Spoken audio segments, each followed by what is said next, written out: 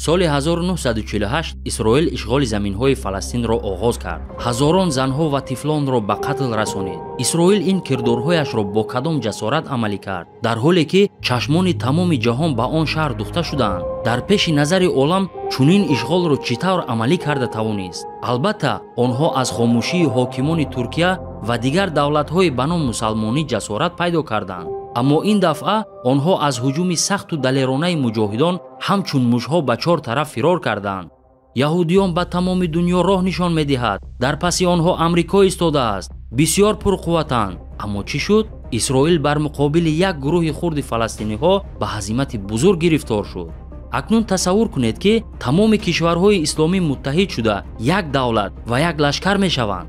он замон давлати исломӣ ягона давлати абарқудрат мегардад. дӯстони азиз, халқи Фаластин он чи аз дасташ омад иҷро карданд.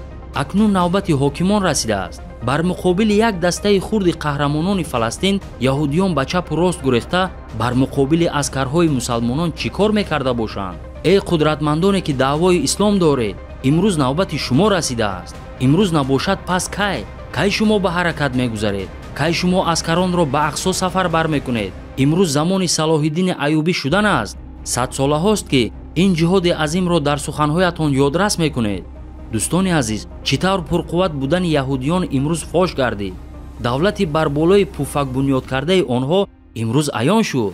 акнун вақти аз хоки ақсо рондани яҳудиён фаро расидааст.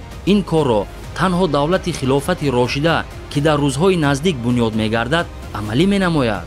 зинҳор ҳалли амрикои кофирро ки ду давлатчаеро сохтааст қабул накунед. зинҳор бо марзҳои кашидаи Фаластини кӯчак кифоя накунед. хилофатро арз кунед, зеро озодкунии Фаластин ва ҳалли муаммои он танҳо бо хилофат амалӣ мешавад.